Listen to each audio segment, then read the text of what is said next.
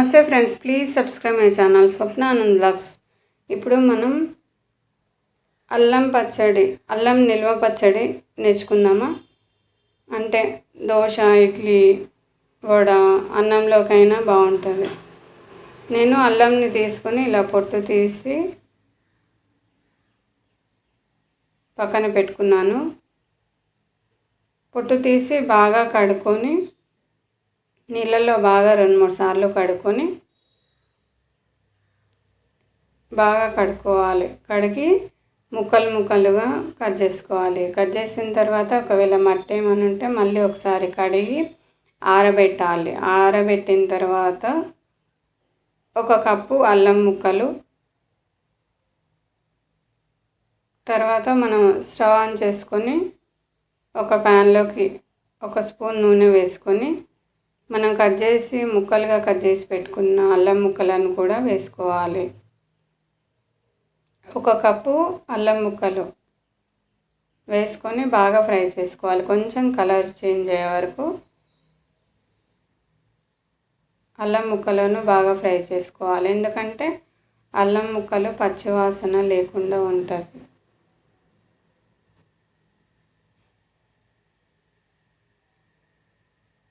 అల్లం ముక్కలు పచ్చివాసన లేకుండా చూసుకోవాలి.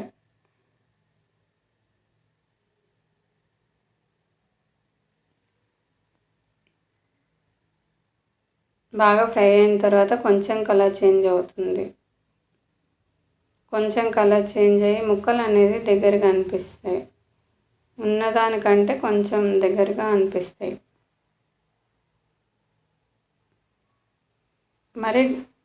మరి చిన్నవిగా కాకుండా కానీ కొంచెం ఫ్రై అయిన తర్వాత స్టవ్ ఆఫ్ చేసుకొని చల్లారనివ్వాలి. బాగా చల్లారనివ్వాలి. ఎందుకంటే మనం ఈ పచ్చడి అనేది సంవత్సరం పాటు నిల్వ ఉంటుంది కాబట్టి మీరు కావాలంటే ఎక్కువ మొత్తంలో కూడా చేసుకోవచ్చు. బాగా ఫ్రై అయిన తర్వాత స్టవ్ ఆఫ్ చేసుకొని బాగా చల్లారనివ్వాలి. ఒక గిన్నెలోకి తీసుకొని బాగా చల్లారనివ్వాలి. ఒక ప్లేట్లో అయినా గిన్నెలో అయినా తీసుకొని బాగా చల్లారనివ్వాలి. బాగా చల్లారిన తర్వాతనే మనం మిక్సీ పట్టుకోవాలి. ఒక ప్లేట్లోకి వేసుకొని బాగా చల్లారనివ్వాలి. తర్వాత మనం అల్లం ముక్కలు చల్లారే వరకు మనం అల్లం ముక్కలు ఎంత తీసుకున్నామో అంత చింతపండుని తీసుకోవాలి. చింతపండు అనేది కూడా మెజర్మెంటు 1 కప్పు అల్లం ముక్కలకి 1 కప్పు చింతపండు కరెక్ట్గా సరిపోతుంది. బాగా కడిగి నీటిలో బాగా కడిగి ఆరబెట్టిన తర్వాత చూపిస్తున్నాం. ఎందుకంటే దాంట్లో ఉన్న మట్టి ఏమన్నా ఉంటే వెళ్ళిపోతాయి. తర్వాత ఒక నిమ్మకాయ సైజు కంటే కొంచెం పెద్దగా ఉంటుంది చింతపండు.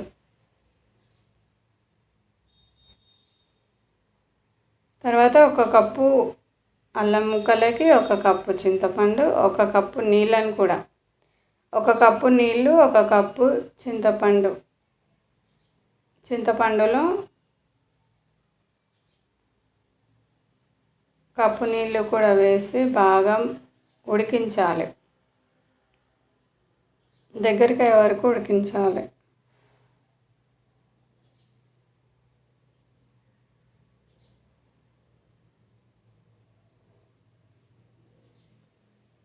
దగ్గరికి అయ్యే వరకు ఉడికించిన తర్వాత బాగా చల్లారని స్టవ్ ఆఫ్ చేసుకొని ఇప్పుడు అల్లం ముక్కలు ఎలా చల్లారనిచ్చినామో అలాగే చింతపండుని కూడా బాగా చల్లారనివ్వాలి.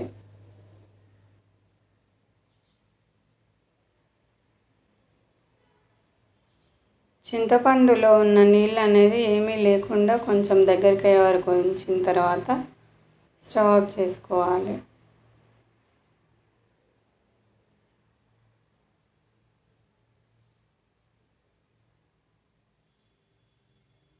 బాగా ఉడికించి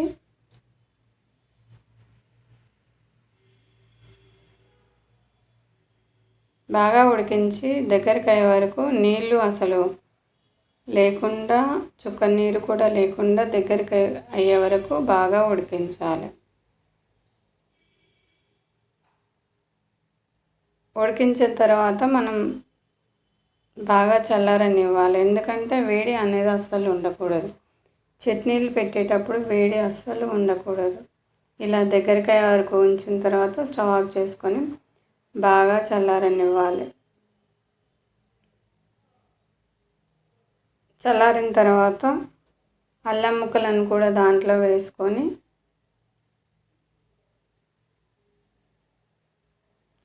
అల్లం ముక్కలు వేసుకోవాలి.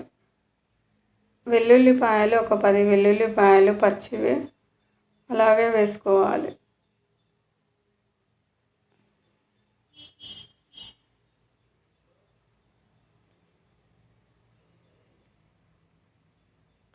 వెల్లుల్లిపాయలు వేసుకున్న తర్వాత మనం ఏ కప్పుతో తీసుకున్నామో చింతపండు, అల్లం ముక్కలు అదే కప్పుతోటి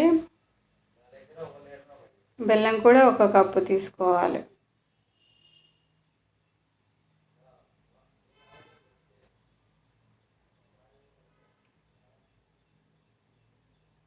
ఎందుకంటే మీరు ఒకవేళ స్వీట్ ఎక్కువ తినాలనుకుంటే బెల్లం ఎక్కువ తీసుకోవచ్చు. నేనైతే అన్నీ సమానంగా తీసుకున్నాను. మీరు స్వీటు తక్కువ కావాలంటే స్వీటు తక్కువ వేసుకోండి, ఎక్కువ కావాలంటే ఎక్కువ వేసుకోండి.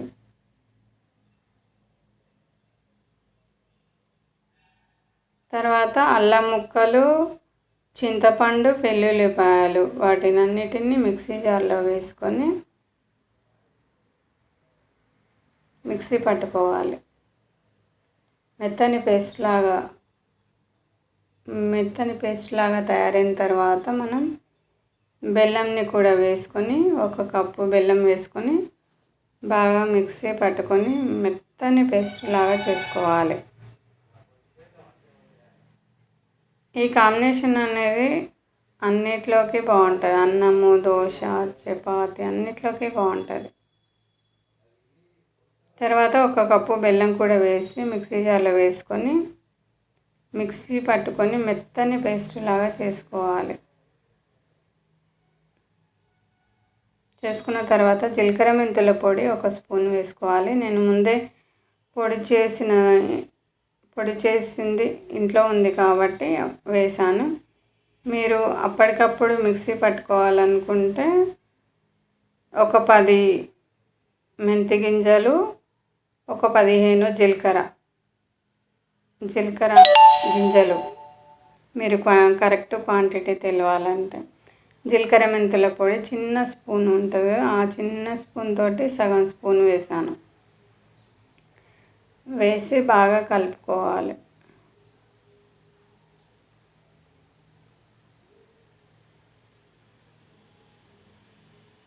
జీలకర్ర మెంతుల పొడి అనేది ఈ చట్నీకి చాలా టేస్టీగా ఉంటుంది. తర్వాత ఒక గిన్నెలోకి తీసుకొని మెత్తని పేస్ట్లా చేసుకున్న అల్లం పేస్ట్ని ఒక గిన్నెలోకి తీసుకోవాలి. తీసుకున్న తర్వాత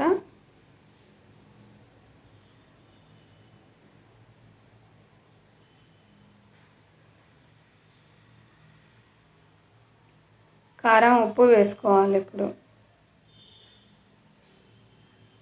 కారం, ఉప్పు అనేది మీరు తినేదాన్ని బట్టి కూడా వేసుకోండి.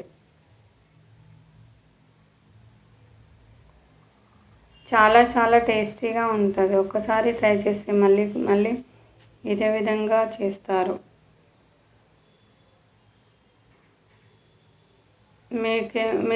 మీరు ఎప్పుడైనా చేశారా ఇలాగా? చేస్తే కామెంట్ సెక్షన్లో చెప్పండి.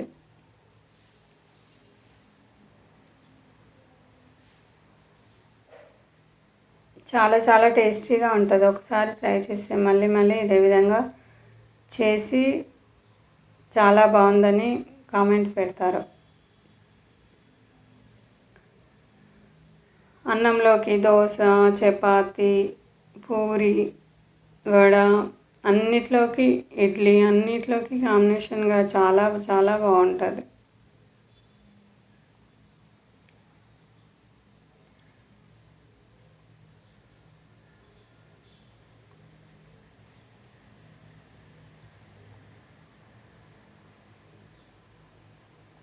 అల్లం పేస్ట్ని మనం గిన్నెలోకి తీసుకోవాలి. గిన్నెలో అయినా కొంచెం వాటర్ కూడా తగలకుండా చూసుకోండి. వాటర్ అనేది గిన్నెలో అస్సలు ఉండకూడదు. మనం ఏ దాంట్లో పెట్టినా సరే మనం వాటర్ అనేది అస్సలు ఉండకూడదు. తర్వాత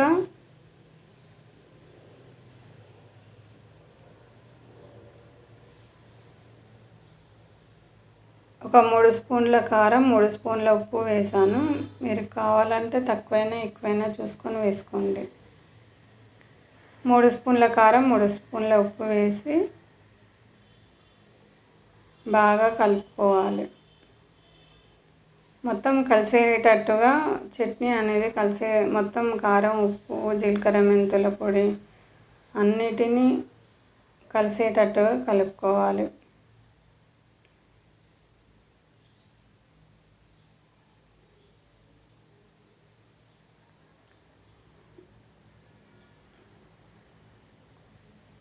తర్వాత బాగా కారం, ఉప్పు అనేది సమానంగా చూసుకొని వేసుకోండి. తర్వాత మొత్తం వాటినన్నిటిని మొత్తం ఇలా కలిసేటట్టుగా కలుపుకోండి. తర్వాత స్టవ్ ఆన్ చేసుకుని ఒక ప్యాన్లోకి ఒక 2 స్పూన్ల నూనె, 1 స్పూన్ జీలకర్ర, 1 స్పూన్ ఆవాలు, 1 స్పూన్ మినపప్పు,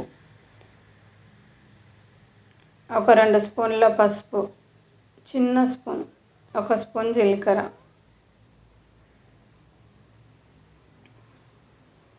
ఎండుమిర్చి ఒక 2-3 ఎండుమిర్చి, కరివేపాకు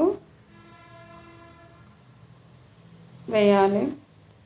మనం వెల్లుల్లిపాయలు ఇలా కచ్చాపచ్చగా దంచి వేసాను.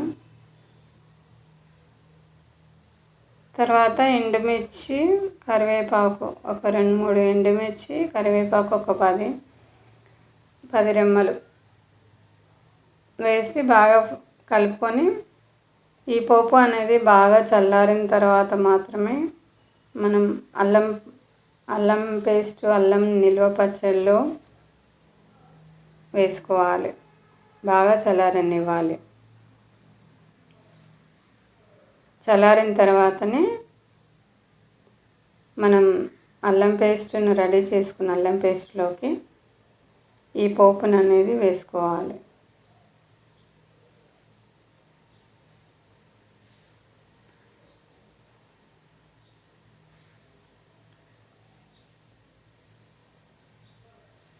బాగా కలుపుకొని సర్వింగ్ బౌల్లో సర్వ్ చేసుకుంటే రెడీ టు అల్లం నిల్వ పచ్చడి. చాలా చాలా టేస్టీగా ఉంటుంది. Thanks for watching. Like and share. మీ ఫ్రెండ్స్కి, రిలేటివ్స్కి షేర్ చేయండి. మా వీడియోస్ నచ్చితే మీ ఫ్రెండ్స్కి, రిలేటివ్స్కి షేర్ చేయండి. Thanks for